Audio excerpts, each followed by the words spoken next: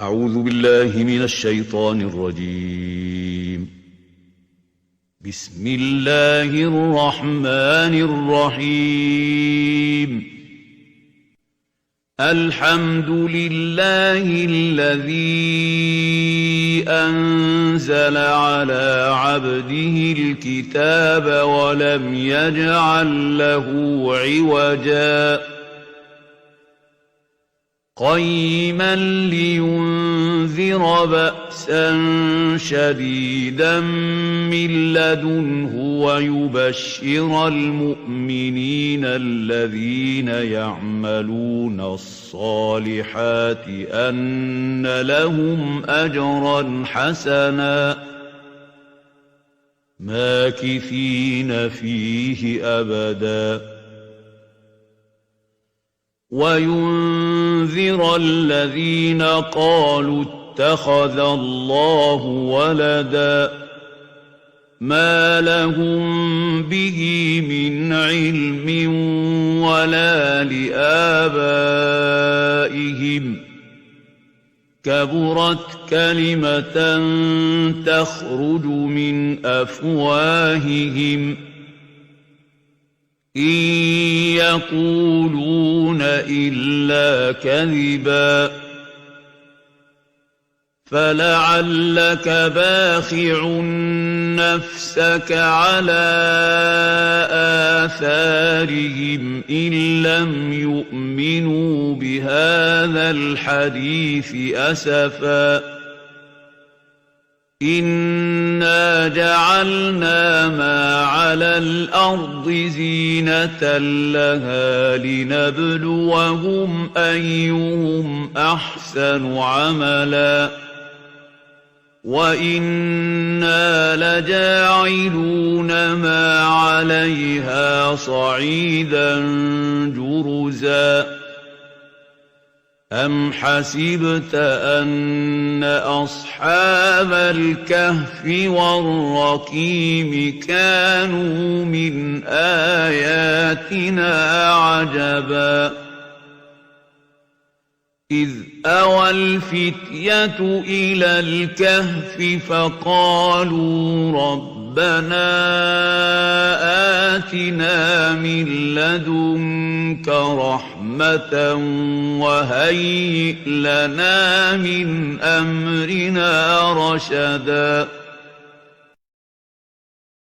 سبحان الله وبحمده سبحان الله العظيم سبحان الله وبحمده سبحان الله العظيم سبحان الله وبحمده سبحان الله العظيم سبحان الله وبحمده سبحان الله العظيم سبحان الله وبحمده سبحان الله العظيم سبحان الله وبحمده سبحان الله العظيم سبحان الله وبحمده سبحان الله العظيم سبحان الله وبحمده سبحان الله العظيم.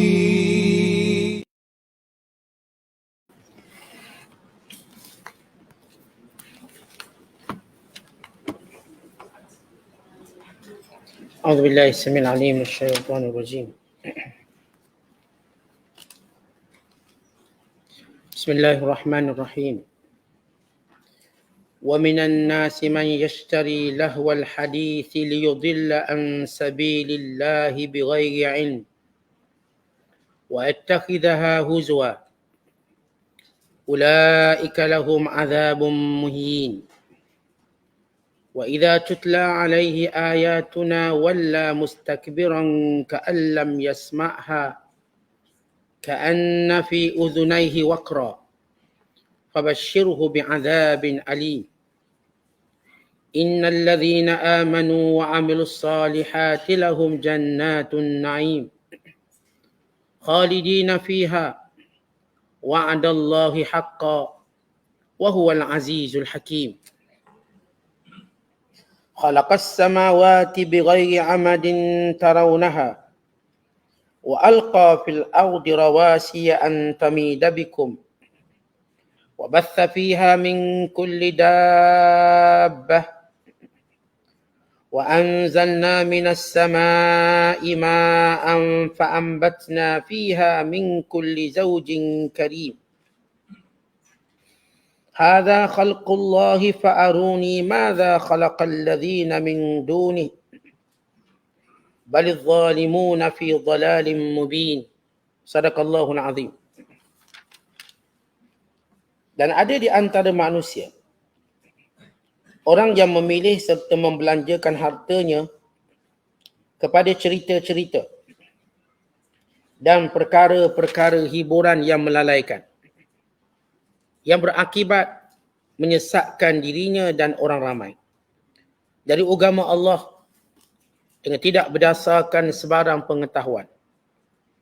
Dan ada pula orang yang menjadikan agama Allah itu sebagai ejek-ejekan. Mereka lah orang-orang yang akan beroleh azab yang menghinakan. Dan apabila dibacakan kepadanya ayat-ayat kami, berpalinglah dia dengan angkuhnya, seolah-olah ada penyumbat pada kedua telinganya. Maka gembirakanlah dia dengan balasan azab yang tidak terperi sakitnya. Sesungguhnya orang-orang yang beriman dan beramal soleh, mereka akan beroleh syurga yang penuh dengan berbagai nikmat. Kekalah mereka di dalamnya. Demikian dijanjikan Allah. Janji yang tetap benar. Dan dialah jua yang maha kuasa lagi maha bijaksana. Ia menciptakan langit dengan tidak bertiang, sebagaimana yang kamu melihatnya.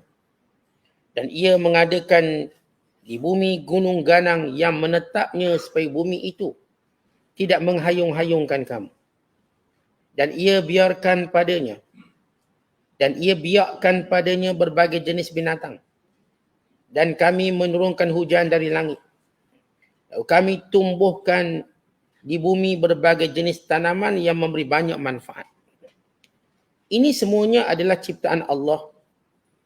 Maka cubalah kamu tunjukkan kepadaku apakah yang telah diciptakan oleh makhluk-makhluk yang lain daripadanya yang kamu sembah itu. Tidak ada sesuatu pun. Bahkan orang-orang yang zalim dengan perbuatan syiriknya itu berada dalam kesesatan yang jelas nyata. Masih lagi kita berada dalam penafsiran surah Luqman. Surah yang ke-31. Pada juzuk yang ke-21 bermula ayat ke-6 sampailah ayat ke-11. Ayat-ayat yang kita bacakan ini menjelaskan tentang bagaimana sikap orang-orang kafir yang berpaling daripada Al-Quran, yang tidak mau membacanya, apatah lagi membacanya dengan bersungguh-sungguh, yang tidak mau mendengarnya, apatah lagi mendengarnya dengan tadabbur. Dan bagaimana pula sifat orang beriman? Tak ada apa yang Allah Ta'ala turunkan. Dan ayat-ayat yang kita bacakan juga ini menceritakan tentang bagaimana ciptaan langit dan bumi yang menunjukkan keesaan Allah dan membatalkan kesyirikan golongan yang menyembah berhala yang tidak menciptakan apa-apa, yang tidak berkuasa, yang tidak memiliki apa-apa manfaat dan juga mudarat. Ini gambaran umum kepada ayat-ayat yang kita bacakan. Kalau sebelum ini, kita telah menerangkan pada ayat 1 dan 5 tentang bagaimana sifat Al-Quran yang mengandungi ayat-ayat yang mengandungi segala kebijaksanaan. Yakni ayat-ayat yang tidak bertentangan, penjelasan-penjelasan yang jelas nyata dan mukjizat yang kekal sampai hari kiamat kelak. Dan kita juga telah menceritakan pada ayat pertama hingga kelima tentang sifat orang-orang yang bahagia, yang menjadikan Al-Quran sebagai petunjuknya, yang mengambil manfaat daripada setiap ayat yang didengarinya. Maka Allah Ta'ala nak terangkan pada ayat ke-6 sehingga ayat ke-11 tentang hal sikap segelintir manusia di kalangan orang kafir. Kalau orang Quran, kalau orang beriman, menjadikan Al-Quran itu petunjuk dan rahmat serta hidayah. Dan mereka memperolehi ilmu daripadanya dan segala kebaikan.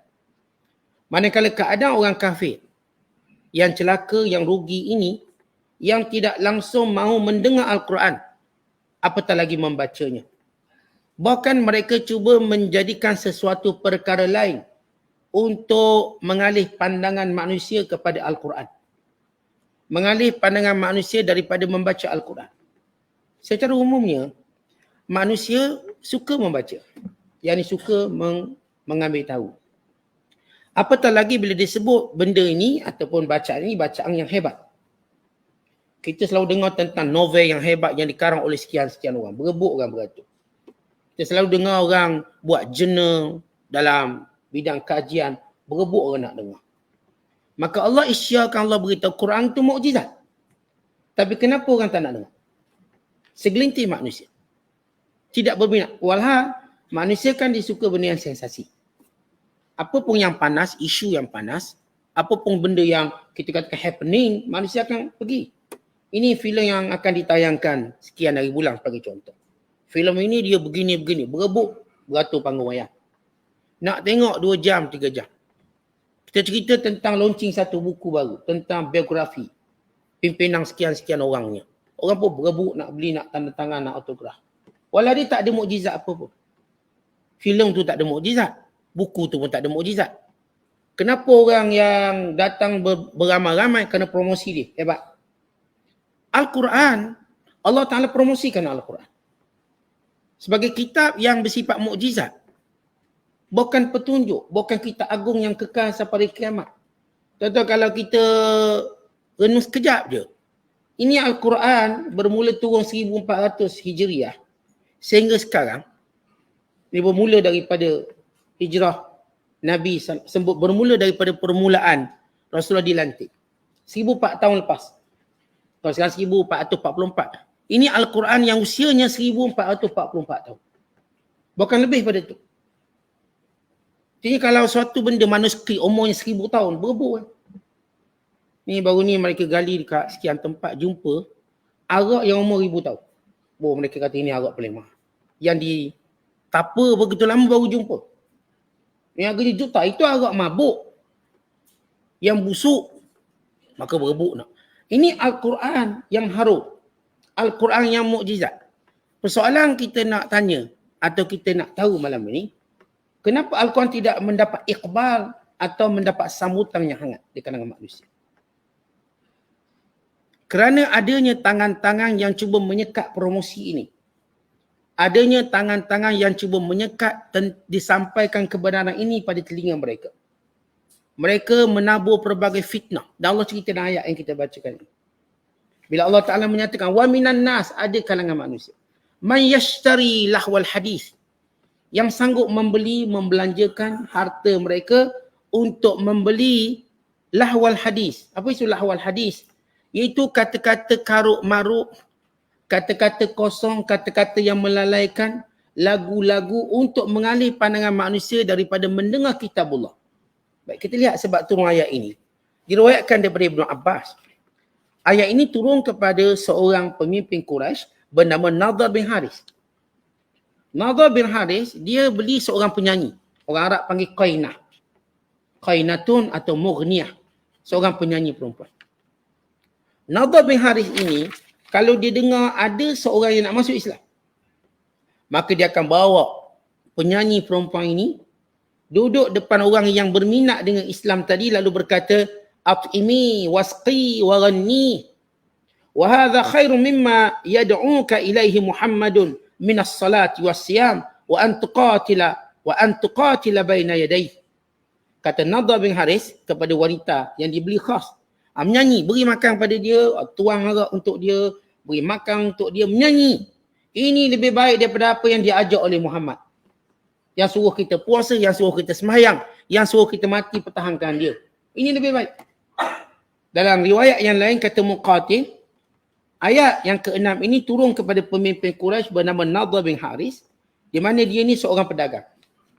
Bila mana dia pergi ke Parsi, dia pergi ke Rom, dia akan beli buku-buku cerita. Buku-buku kisah. Lalu dia membacanya, menghafalnya, lalu dia pun cerita kepada orang-orang Quraisy. Dia kata, aku boleh bawa cerita yang lebih baik pada Nabi Muhammad. Lebih baik pada Muhammad. Maka dia pun bawa cerita macam-macam. Lalu dia kata, Inna Muhammadan yuhadithukum hadis Sa'adin wa Thamud wa ana uhadithukum hadis Rastum wa Isfandiyar wa akhbar akasirah fayastamlihuna hadithahu wa yatrukuna sama al-Quran. Kata Nadhr bin Haris, Muhammad diceritakan Ad dan Samud. Aku akan cerita tentang kepahlawanan Rostam, yang panglima Parsi, dan Isfandiyar, juga panglima Parsi, dan kisah raja-raja Akasirah, yang Kisra, raja-raja Parsi. Lalu mereka pun rasa seronok cerita tu. Lalu mereka meninggalkan mendengar Al-Quran. Baik, praktikalnya apa? Hari ni, orang buat filem macam-macam. Hindustannya, Melayunya, Mak Salehnya, apa pun. Tujuannya ialah melalaikan manusia. Lalu kita dengar dan kita melihat, bila teori orang kafir, 3 benda yang mereka akan lalaikan orang Islam. Bukan lalaikan manusia. Melalui 3S. Yang mereka sebut screen, set dan spot. Screen, yang ni segala filem yang mereka lambakkan. Lalu mereka jadikan ini satu benda yang kemestian setiap negara. Lalu anak-anak atau manusia dilalaikan dengan filem macam-macam. Walau filem itu semua khayalan. Filem tadi semuanya benda-benda yang mereka-reka. Filem hero ke, filem perang ke, filem kartun ke. Realitinya kita tengok filem ni, filem betul ke filem bohong? Kita sendiri tanya, betul ke bohong? Bohong. Cerita ini lebih untuk menarik emosi kita. Filem ini dia tak beri kita ilmu. Tak ada satu pun filem ni beri kita ilmu. Dia beri kita emosi. Dia beri kita jadi macam emosi. Cinta ke, benci ke, rasa kuat ke, rasa gagah. Mereka bila mereka tayangkan cerita Spiderman, ada budak di satu tempat, dia pun cari labah-labah dan suruh gigit dia. Kerana cita-cita nak jadi Spiderman. Dan dia buat bertahun-tahun lamanya. Sehingga akhirnya dipilih satu lebah yang bisanya lebih, yang mengakibatkan kematian dia. Dan kita masih ingat lagi bila dia tayangkan filem Superman. Seorang budak beli baju Superman lalu terjun daripada bangunan dengan menyangka dia boleh terbang. Itu belum cerita anak kita jadi Ultraman. Habis dia tengok macam raksasa pula, mak dia raksasa, ayah dia raksasa, lawang patah tangan. Filem ni kita pergi pada realiti. Sejauh mana filem memang memberi kepada kita informasi atau memberikan kepada kita manfaat kepada emosi kita, minda kita, bukan muamalah kita. Apakah selepas kita tengok satu filem lalu kita menjadi isteri solehah, atau menjadi suami yang soleh, atau menjadi usahawan yang amat berjaya? Kalau kita buat kajian, usahawan-usahawan yang berjaya dia tak tengok filem, dia tak tengok TV, even dia tak ada masa pun nak tengok bola. Sebab dia orang bekerja. Dia tak ada masa. Dia tidur pun kat kilang, kat pejabat. Tonton baca kisah mereka. Antara benda, 15 benda mereka tak buat ialah mereka tidak menonton filem-filem. Tapi mereka bekerja. Dan mereka tidak duduk di tempat sukan-sukan besar. Mereka tak akan duduk. Kita duduk jaga malam Piala Dunia. Lepas tu dapat apa? Esok kerja lewat. Lepas tu kuliah subuh ngantuk. Kita dapat apa? Tengok. Menang ke kalau kita dapat apa? Kalau kita fikir cara dengan betul-betul, dengan penuh keinsafan, kita dapat apa? Sebab apa pun kita nak buat dengan masa yang Allah beri pada kita, kita nak suruh benda itu ada faedah. Lalu faedahnya apa? Dia sekadar sikit mengurangkan tekanan kita, stres kita. Baik, apakah seluruhnya kita nak jadikan dalam kehidupan kita? Ya mungkin sebahagian seorang kata, saat saya ini untuk hilangkan stres je. Okay, tetapi kenapa kebanyakan manusia jadikan ini sebagai matlamat? Mereka habiskan duit mereka untuk hiburan. Itu belum cerita filem, lagu-lagu pula. Macam Nadhr bin Haris buat. Sibukkan manusia dengan lagu. Akhirnya anak-anak kita lebih hafal lagu daripada Quran. Walau orang yang hafal lagu, jiwanya remuk, jiwanya lemah. Tengok orang hafal lagu, tak payah tengok orang hafal lagu. Yang menyanyi tu sendiri. Yang menyanyi tu. Bagaimana emosi pada penyanyi ni? Tuan-tuan, kita baca semua kegagalan ataupun ending para penyanyi. Tuan-tuan baca dah, tak payah tengok yang Atif Saw tu lah. Tengok orang Malaysia tu lah. Ending setiap penyanyi kat Malaysia macam mana? Cuba cerita sikit. Ni kalau kita cerita dia tak jadi kuliah tafsir. Tapi supaya kita tengok apa ending mereka. Baca satu persatu. Baca ending setiap pelakon kita kat Malaysia. Jangan kata pelakon luar negara lagi teruk ending dia. Baca ending setiap pelakon. Allahumma illah, melainkan dia insah, dia taubat. Dia ubah kehidupan dia. Dia mula beragama, baru nampak okey. Saya pernah bercakap dengan seorang yang popular satu ketika dulu. Orang filem hebat. Kata income dia 100,000 bulan. Banyak. Duit, tidur atas duit. Dia kata dulu kita dengar cerita tidur atas duit. Kita tidur atas duit. Banyak dapat duit. Sembahyang tak habis. Tapi kita tak ada agama. Hidup kosong. Saya tak kahwin. Ni pilih perempuan macam pilih ikan dalam akuarium. Kehidupan dia. Pilih perempuan macam pilih ikan dalam akuarium. Nak ambil mana? Ambil. Lepas buang balik. Macam pilih ikan kat khidmat. Kat kembung, esok, kat selayang. Cara pilih perempuan.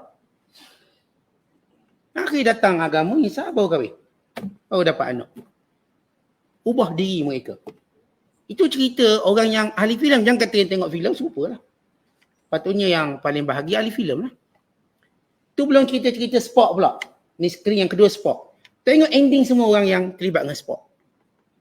Jangan cerita kesihatan ni. Itu teruk. Yang lebih teruk pada tu, drug. Terlibat dengan dadah. Alkohol. Gangster. Mafia. Yang jadi gelandangan ramai. Contoh ini ahli-ahli sukan yang terkenal di dunia. Baik dalam NBA, baik dalam soccer, bola sepak, baik dalam sekian-sekian. Yang terpaksa jual pingat Olimpik, yang terpaksa jual kasut emas, yang terpaksa jual. Miskin akhirnya. Kerana mereka menghabiskan masa mereka untuk bermain. Tak ada yang beri manfaat pada mereka. Bila mereka dapat rezeki daripada bermain, maka easy come, easy go.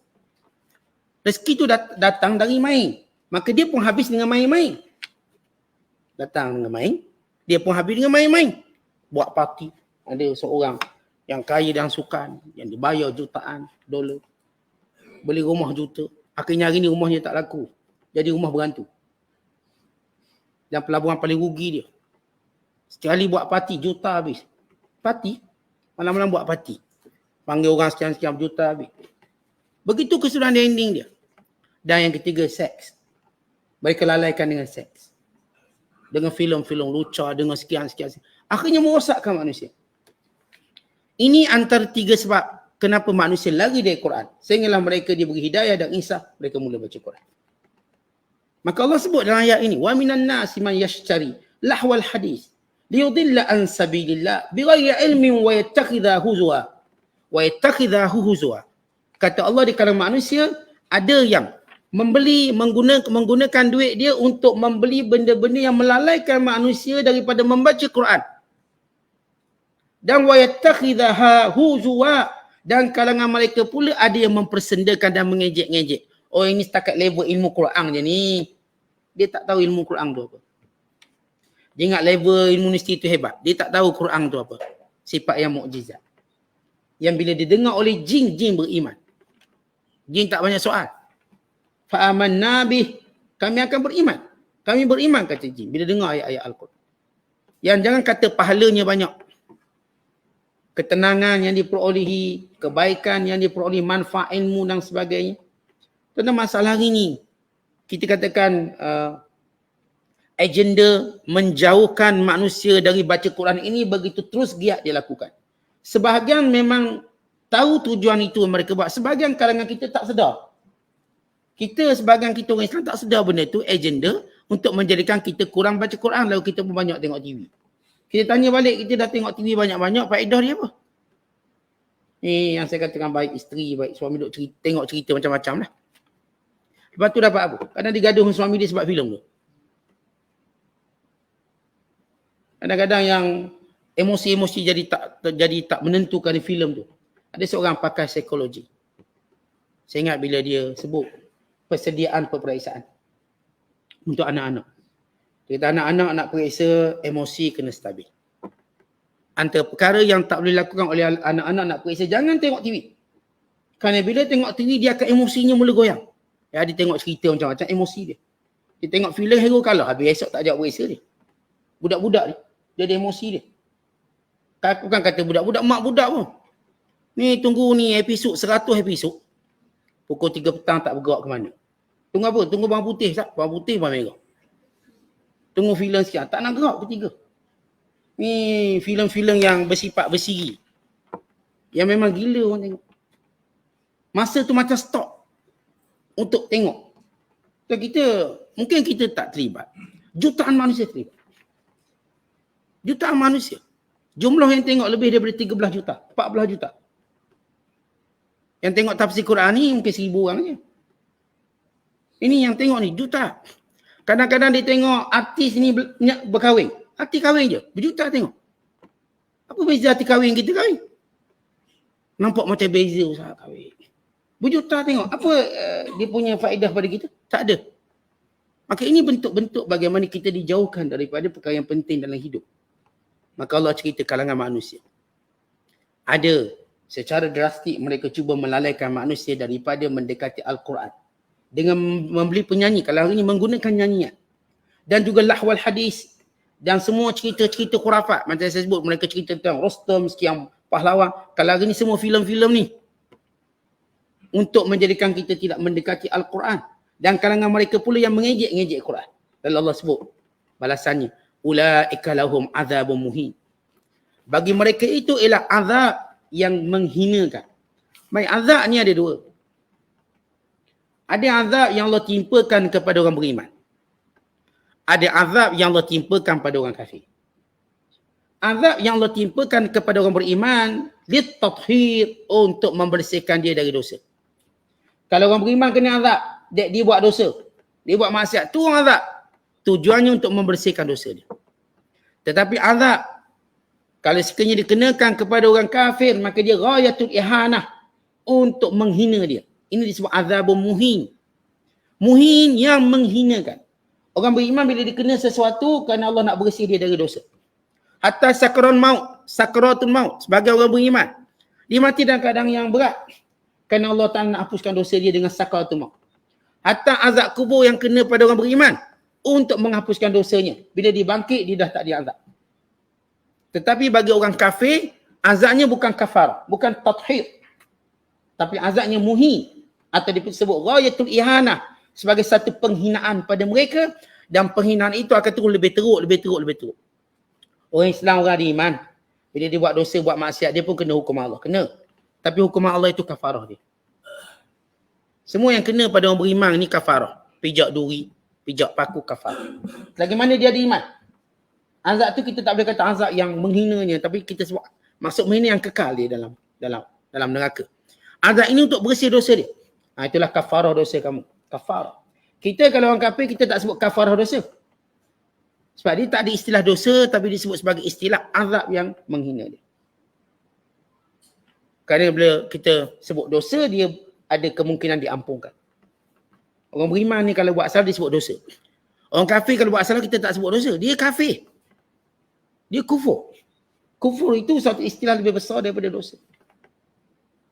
Lebih besar daripada dosa itu sendiri. Kan dosa ada kemungkinan diampunkan, ada kemungkinan dikurangkan. Semuanya kemungkinan berlaku. Tapi kalau disebut kafir, tak ada. Maka beza azab orang beriman. Orang beriman, bagaimana dia iman, dia kena apa-apa pun, even duri. Hatta kalau kebimbangan yang berlaku padanya. Takut dia pada sesuatu juga kafarah dosa. Bagaimana dia, misalkan hilang nak kunci kereta, dia pun bimbang. Mana nak kunci kereta? Atau hilang duit, mana duit aku hilang ni? Nak buat bayar tu, bayar ni. Bimbang dia tadi kafarah dosa. Dapat pahala. Kadang-kadang kita bimbang mana hilang nak kunci, duk solat poket kanan tak ada, poket kiri tak ada. Rupanya tinggal dalam kereta. Anak kunci tadi. Boleh pahala? Ya boleh pahala. Kadang-kadang cari mana spek mata aku. Padahal atas kepala dia spek mata dia. Mana spek, atas kepala. Dia dapat pahala, dapat. Ini disebut dalam hadis Nabi SAW. Bimbang orang beriman pada sesuatu. Menjadi kafarah dosa dia. Kerana orang beriman ni apa benda pun dia buat, dia berniaga dengan Allah, dia untung. Dia susah, dia untung. Dia senang pun dia untung. Dia dapat musibah, dia untung. Dia dapat nikmat pun dia untung. Kerana dia berniaga dengan Allah. Kalau dia buat salah, Allah akan ampun dosa melalui kafarah sekian-sekian. Tapi Allah sebut tentang orang kafir.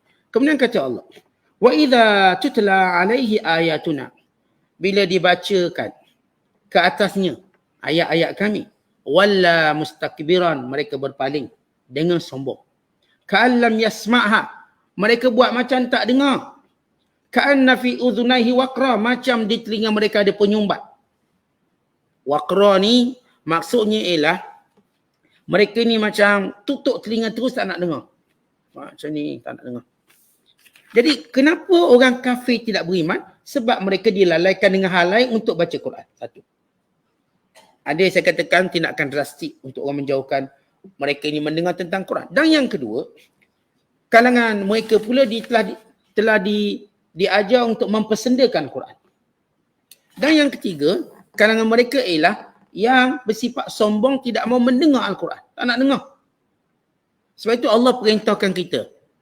Bila mana-mana ada orang kafir, perdengarkan dia tentang Quran.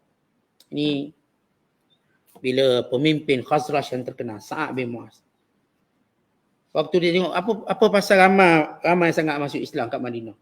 Waktu Mus'ab bin Umair menjadi duta pertama Islam, dihantar oleh Rasulullah selepas perjanjian Aqabah pertama. Rasulullah hantar dulu sebelum berhijrah. Mus'ab bin Umair ni dia antara ahli Quran. Maka kata Sa'ad bin Mu'az, apa benda dia ajak ni sampai semua masuk Islam? Aku nak dengar, dia sihir apa ni? Dia ni pemimpin Khazraj yang terkenal. Maka dia datang, bawa pedang dia, bawa tombak dia. Maka dia pun cari, mana bos dakwah ni? Mus'ab bin Umair. Apa yang telah kamu buat kepada masyarakat sehingga mereka tukar agama, masuk Islam? Lalu kata Mus'ab, kalau kamu ada masa, dengar apa yang aku nak beritahu. Aku beritahu sesuatu, kemudian kamu judge. Kamu kan bijak.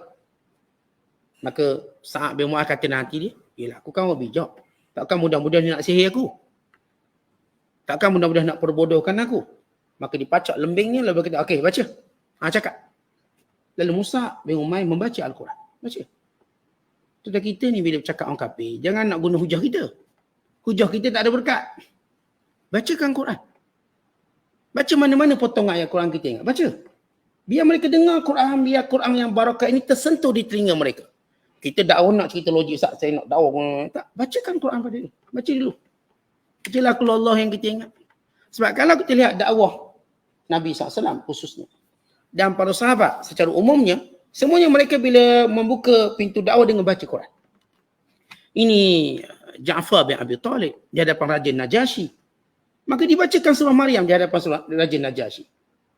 Untuk Najasyi mendengar tentang apa yang difirmankan oleh Allah. Sebab Al-Quran ni bahasa dia lain. Ayat dia lain. Dia mukjizat, dia barakah. Kita start dakwah guna bahasa kita. Quran pun tak baca. Dan nak suruh dia fikir. Dia bukan isu fikir. Isu ni ialah limpahan rahmat, keberkatan yang tua. Sebab tu orang kafir bila datang negara Islam, perdengarkan dia dengan Quran. Tuan-tuan mereka, orang kafir, perdengarkan kita dengan segala maksiat. Tuan-tuan pergi kat dia, diperdengarkan kita dengan lagu yang kita tak suka. Tapi diperdengarkan. Akhir balik Malaysia, orang kita ada yang terpengaruh. Sebahagian mereka jadi etis. Ni kedai-kedai makan kita. Kita duk perdengarkan lagu-lagu karut-marut. Akhir itu budak-budak rosak. Kita tak nak perdengarkan yang baik-baik. Bukan kita bila Allah sebut dalam surah At-Taubah. Bagaimana kalau orang kafir datang ke negara kita. Apa yang Allah Ta'ala ajar pada kita. Supaya kita memberi dia aman. Fa'ajirhu hatta yasma'a kalam Allah. Summa ablighu ma'manah. Kalau ada orang kafir minta kebenaran untuk datang negara Islam, maka benarkan dia atas nama visa. Fa'ajirhu. Benarkan. Mereka datang nak berniaga, nak ziarah saudara mara. Benarkan mereka datang. Fa'ajirhu. Hatta yasma'a kalam Allah. Kemudian perdengarkan mereka kalam Allah. Summa ablighu ma'manah. Kemudian beri jaminan dia selamat pulang ke negara dia. Dalam kaedah Islam menerima orang kafir masuk negara. Pertama, bila dia nak masuk bukan nak kerana pemusuhan, kita dibenarkan. Dia masuk nak melancong, nak makan-makan. Dia masuk nak jumpa saudara mara, nak tengok sukan, sila masuk. Kemudian waktu dia masuk, kita ada satu tanggungjawab sebagai pemimpin negara. Perdengarkan dia kalam Allah. Yang ketiga yang perlu kita lakukan, pastikan dia selamat sampai ke negara dia. Sebab tu mana-mana orang kafir datang ke negara Islam, kita tak boleh menyakiti dia. Sebab dia sudah mendapat ijarah atau dapat penjagaan daripada negara atau kita sebut sebagai visa. Haram kita menyakiti mereka. Tak boleh, ni orang kafir jahat ni kita nak bunuh dia. Tak boleh. Dia datang negara kita, maka kita layan dia dengan baik. Dan perdengarkan dengan Quran. Tentu ini yang dibuat oleh negara Islam Qatar. Mereka datang sehingga jumlah memeluk Islam pada minggu pertama saja seramai 558 orang. pada minggu pertama Piala Dunia. Yang average mingguan. Mereka perdengarkan ayat Allah. Mereka perdengarkan azan. Mereka tunjuk cara pakai hijab. Mereka buat. Dengan kita katakan kerjasama daripada NGO dakwah mereka. Mereka panggil pula Zakir Naik. Mereka panggil pula ramai pendakwah comparative religion. Kesannya besar. Sebenarnya ini menjadi satu ancaman kepada penganjuran Piala Dunia bagi orang kafir. Marah mereka, marah. Kerana dia dah bertukar jadi medan dakwah. Tapi itu bagaimana Islam memberi satu solusi yang baik pada umat.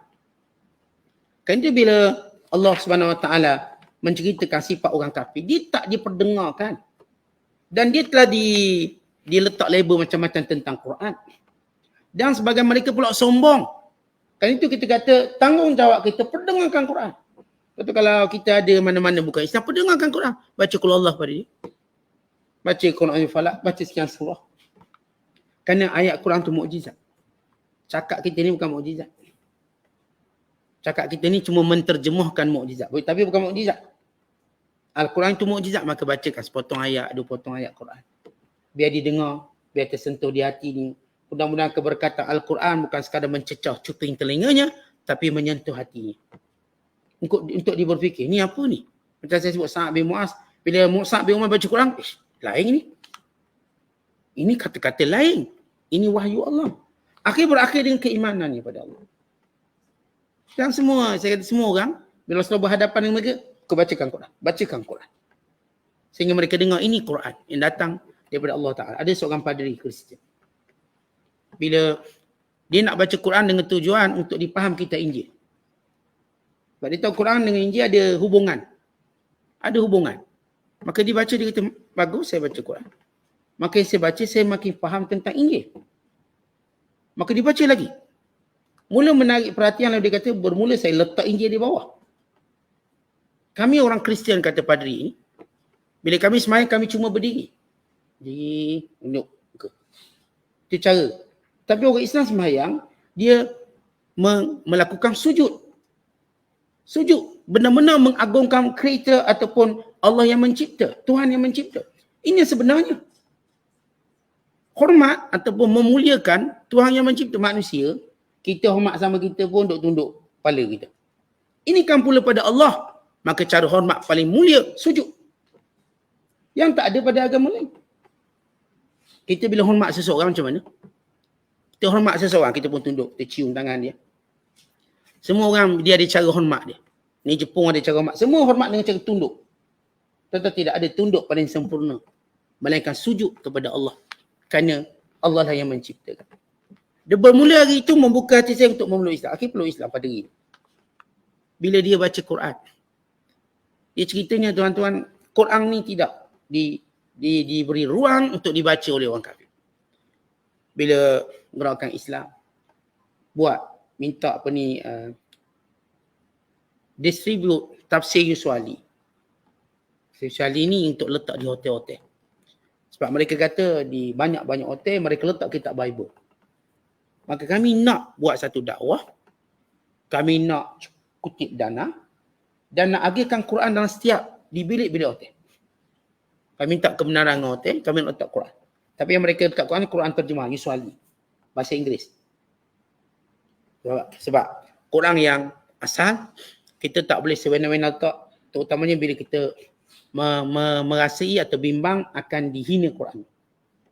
Bahkan ulama juga menyebut dalam fatwa mereka, hukum musafir bawa Quran ke negara bukan Islam.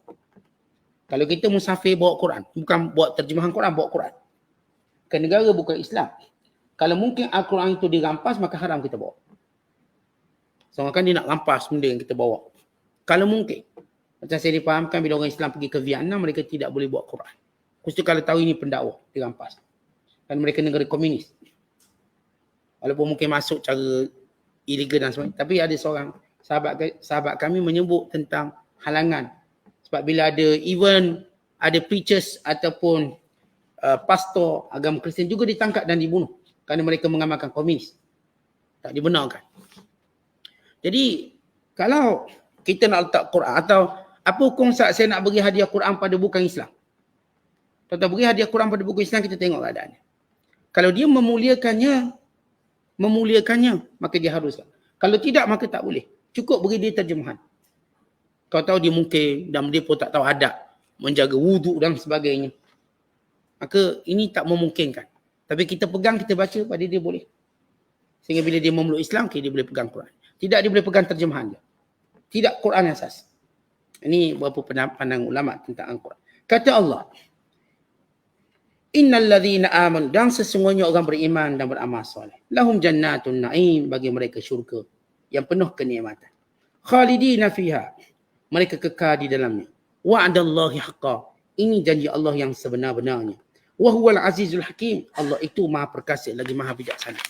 Bila Allah menyebut satu kelompok yang menolak Al-Quran dengan kesombongan, yang menolak Al-Quran dengan mempersenda-sendakan, yang menolak Al-Quran dengan menghalang diri mereka untuk membaca dan mendengarnya kerana kejahilan mereka, maka Allah mengatakan orang beriman akan terus mendaulatkan Quran, membaca Al-Quran, menterjemahkan Quran dalam hidup.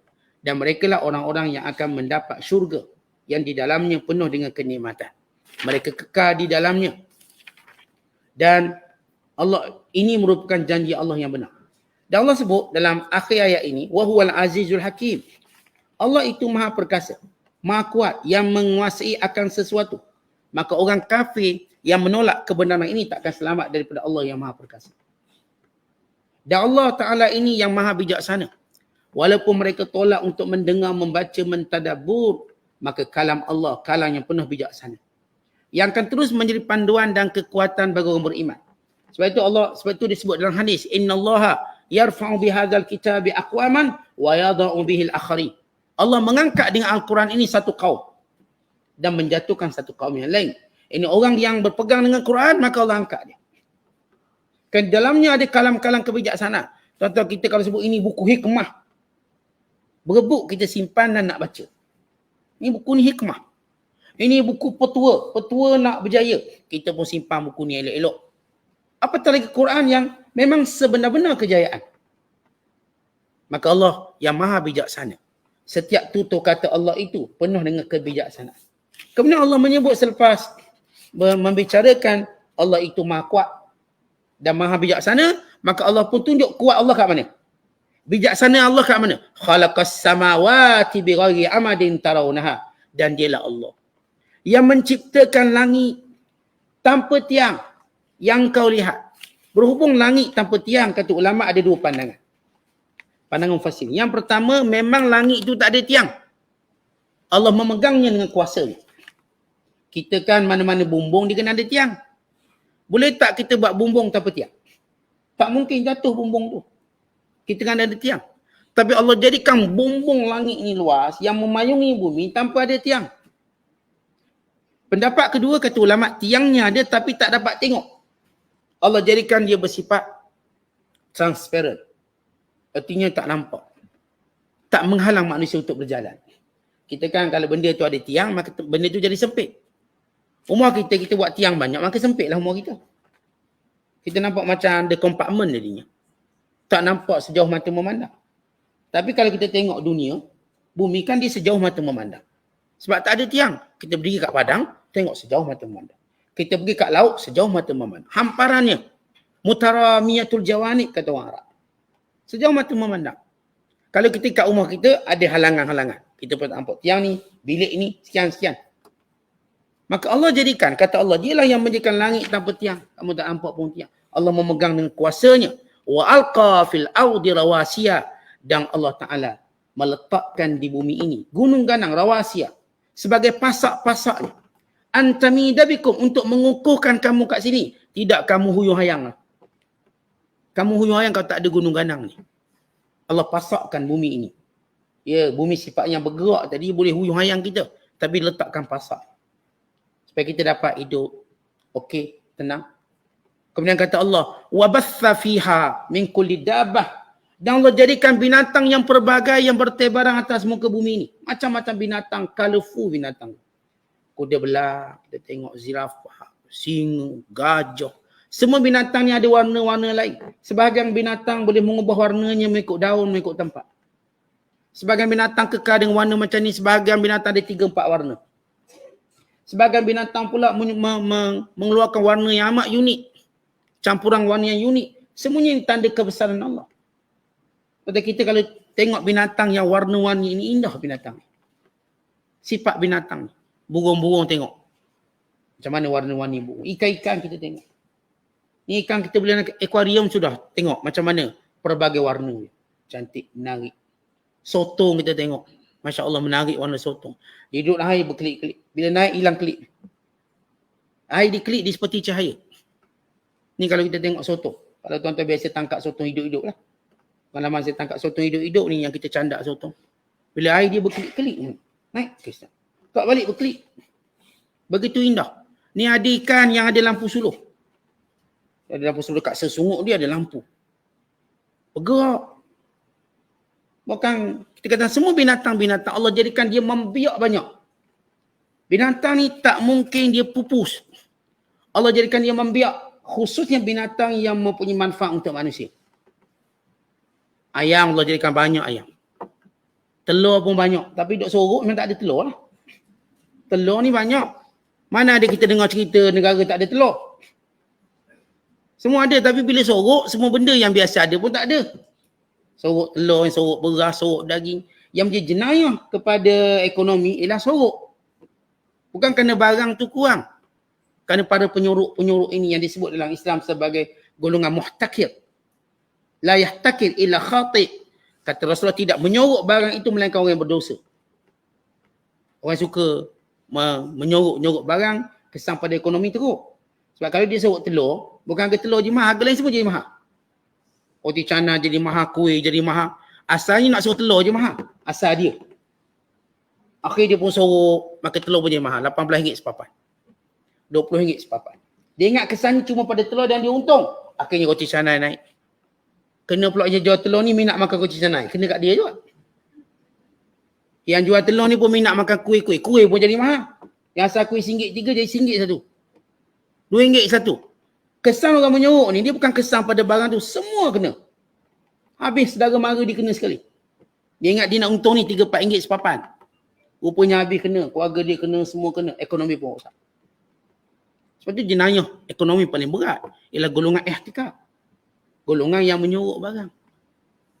Ya kita pun heran semenjak bila asal tengok macam ayam tak telur, tiba bertelur banyak pula. Dia hormon apa dia pakai? Vitamin apa dia pakai? Ini kita kata konspirasi ekonomi. Yang setiap negara dia menunggu detik-detik manusia dalam keadaan tegang tertentu untuk mereka sorok barang tertentu. Ini mainan ekonomi dunia. Dan Islam mengharamkan perbuatan seumpama ini. Maka kata Allah jadikan binatang yang beri manfaat pada manusia sentiasa membiak. Basafiha.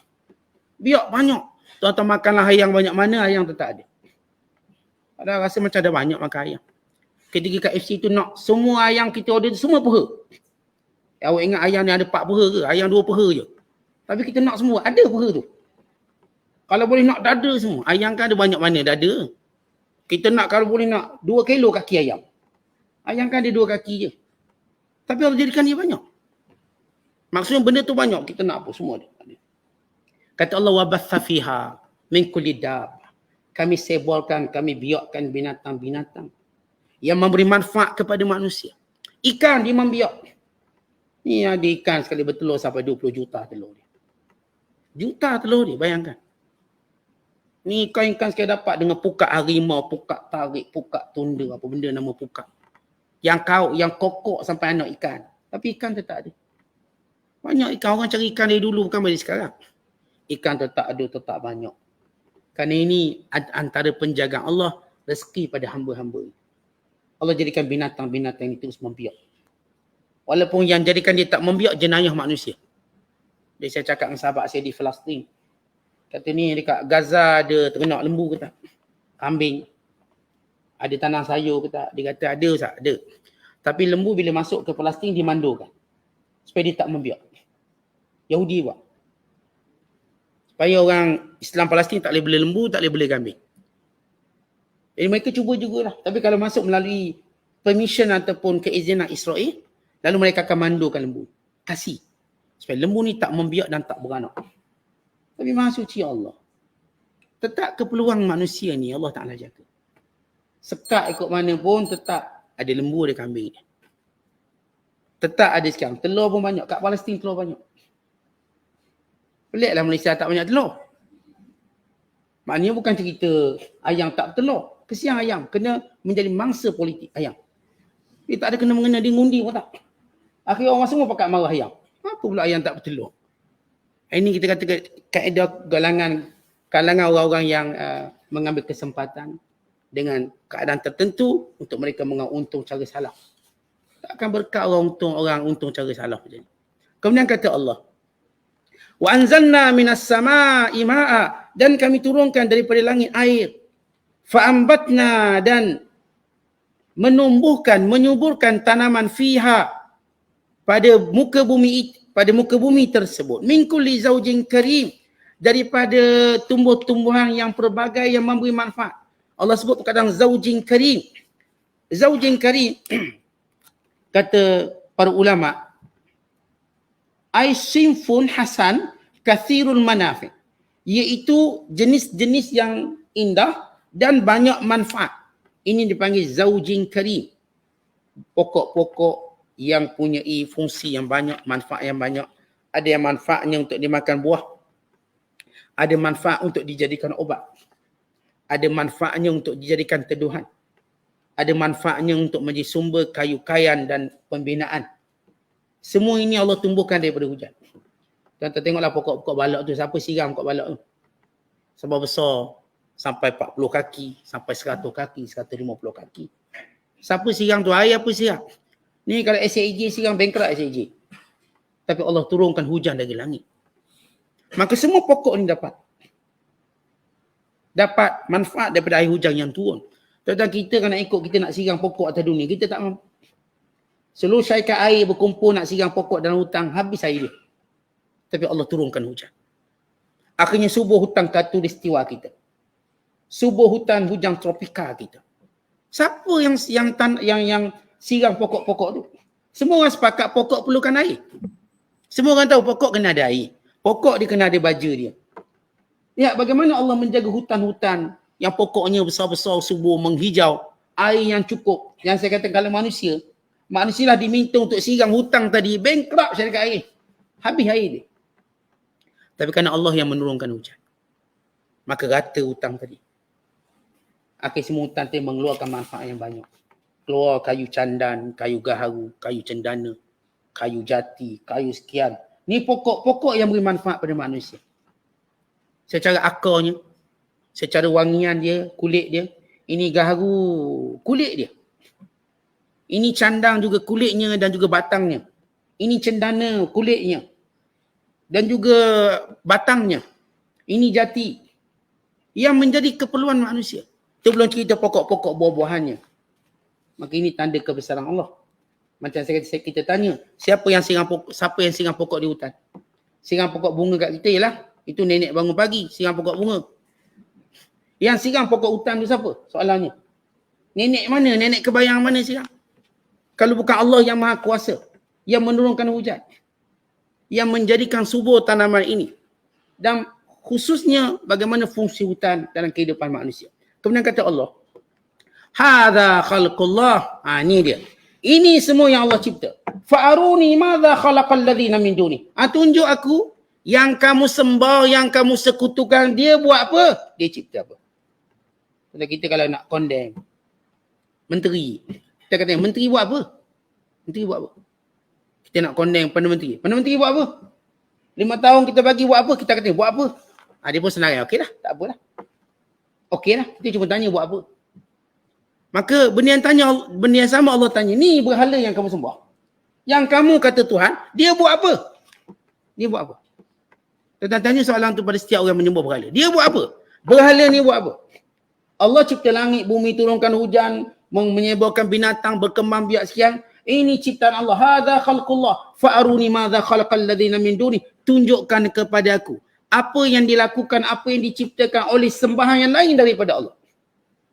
Kata Allah tanya yang tak perlu pada jawapan kerana maklum. Sebab tu kata Allah, balidh zalimun, dah jenis orang zalim. Fi dhalalin mubin, memang selalu sesat. Sesat yang nyata. Kerana ego dan sombong macam Allah sebut daripada awal tadi. Mereka yang menghalang manusia untuk tahu kebenaran. Mereka mempersendakannya. Mereka bersifat berpaling dan sombong. Maka orang macam ni kita tanya pun dia tak akan jawabnya. Kerana mereka orang yang zalim. Orang dah tahu salah nak jawab macam mana? Kalau orang tu salah kita tanya nak jawab apa? Dia tak akan mampu jawab apa. Wa'imah dia kekal dengan zalimnya atau dia nak berubah. Maka Allah beri satu persoalan yang tegas, tuntas. Allah kata ini semua Allah cipta. Yang berhala ni buat apa? Lepas tu kata soalan tu yang kita tanya pada penyembah berhala. Berhala tu buat apa? Cuba beritahu berhala ni buat apa? Yang kami tahu kamu baru beli semalam, baru beli tahun lepas. Harga sekian-sekian. Kamu yang mandikan dia, kamu maintenance dia. Bukan dia maintenance kamu. Kamu cuba beri dia makan, kamu cuba angkat dia. Bukan dia angkat kamu. Dan bila berlaku banjir, kamu selamatkan dia, bukan dia selamatkan kamu. Bila berlaku kebakaran, kamu selamatkan dia, bukan dia selamatkan kamu. Maka apa yang dia buat? Allah tanya supaya manusia gunakan akal sihat. Tentang akal kita ni. Boleh fikir dengan betul. Tapi kalau ada ego, sombong, ini sesat, itu memang tak boleh fikir. Kerana mereka tidak mau berfikir. Kerana kebanyakan manusia dalam hal-hal ketuhanan mereka tak nak fikir. Tapi kalau hal dunia mereka fikir. Buat macam-macam teknologi. Ni telefon canggih, telefon pintar, itu fikir semua. Tapi bab agama yang agak simple je bab agama ni. Siapa ciptakan ni semua? Simple. Tak nak fikir, akhir sembah buat. Dah CEO syarikat tu, CEO syarikat ni, bijak dah. Dia dah buat macam-macam alat-alat canggih untuk kegunaan manusia. Tapi bab Tuhan yang simple tu dia tak boleh fikir. Dan dia tak nak fikir. Akhir kekal dia sembah berhala, kekal dia untuk berpegang pada teori Trinity, teori sesat Kristian dan lain-lainnya. Sebab itu kata Allah, balidh zalimun fi dhalalim mubin. Dan jenis orang zalim diri sendiri, tak nak fikir. Maka mereka berada dalam kesesatan yang nyata. Wallahu bissawab. Assalamualaikum.